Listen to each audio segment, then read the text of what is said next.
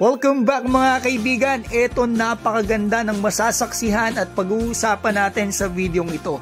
Ang best game this season sa KBL, ang bida kababayan po natin na si SJ Belangel.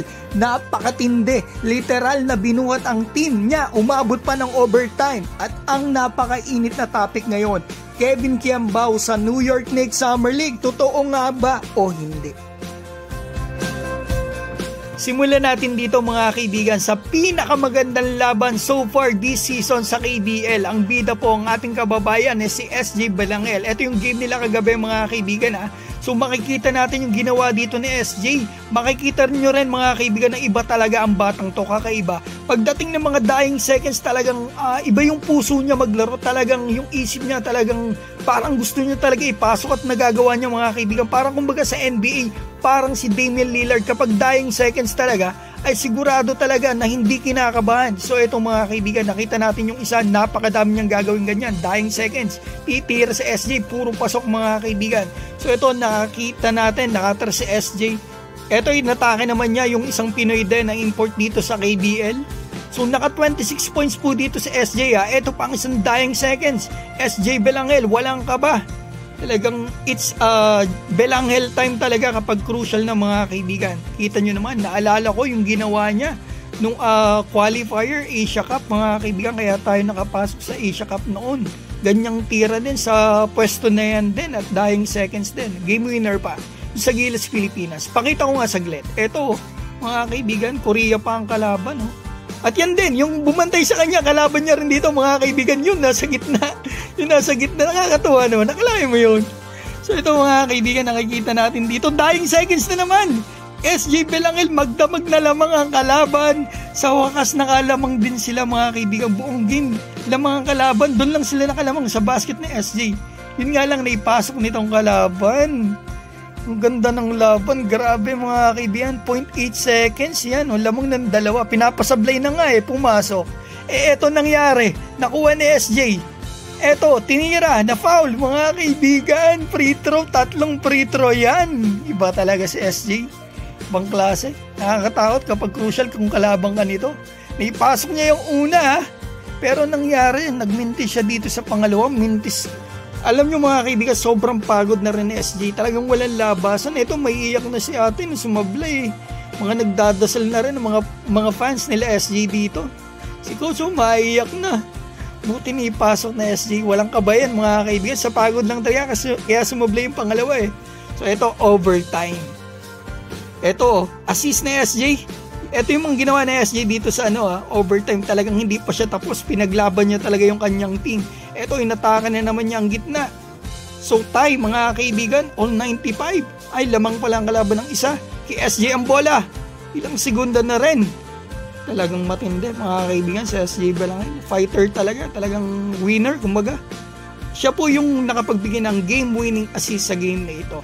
Kita niya, libre yung teammate niya. At itong huli nangyari, tumira pa ang kalaban, sablay. Nakuha nilang panalo. Parang championship mga kaibigan ha. Napakatindi na nilalaro nila dito mga kaibigan ha. Sa 7 games, 6 na panalo po sila.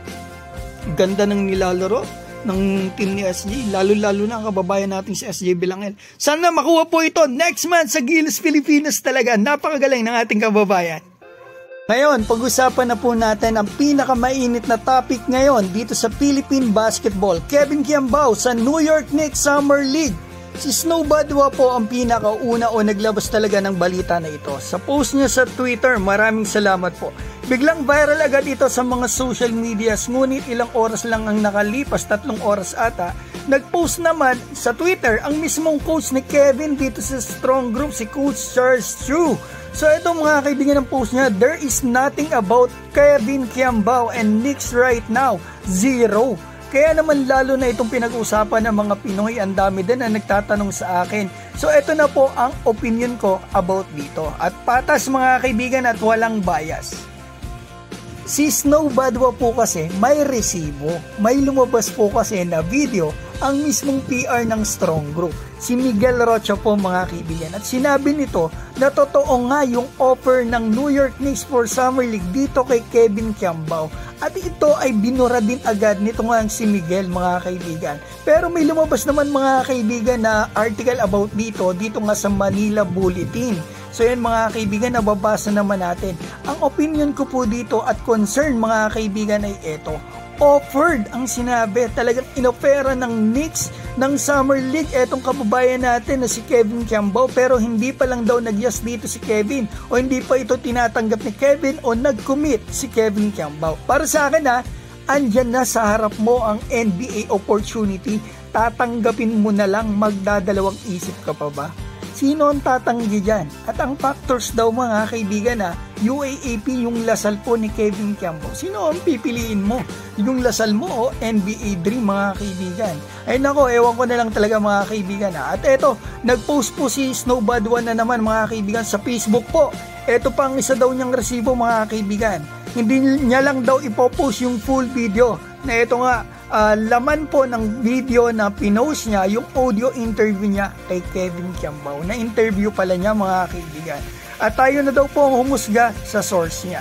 Ang sa akin lang mga kaibigan maganda yung ginawa na yan ni Snowbad1 na pinost niya na nakausap ni si Kevin. Ang sa akin lang, mas maganda sana kung ang ipinost po niya ay yung nabigkas man lang ni Kevin Kiambao, yung sa New York Knicks. I know na nakukuha niyo po yung punto ko kasi hindi nabanggit po ni Kevin doon sa audio na in-upload ni Snowbad1 yung word na Knicks man lang mga kaibigan. Kaya sana mas maganda kung ang pinost niya ay nabanggit ni Kevin yung word na Knicks na nabigkas man lang o napag-usapan nila nito nga si Kevin Kiambao. Kasi kung yun talagang ginawa niya ay siguradong tapos na po ang boxing.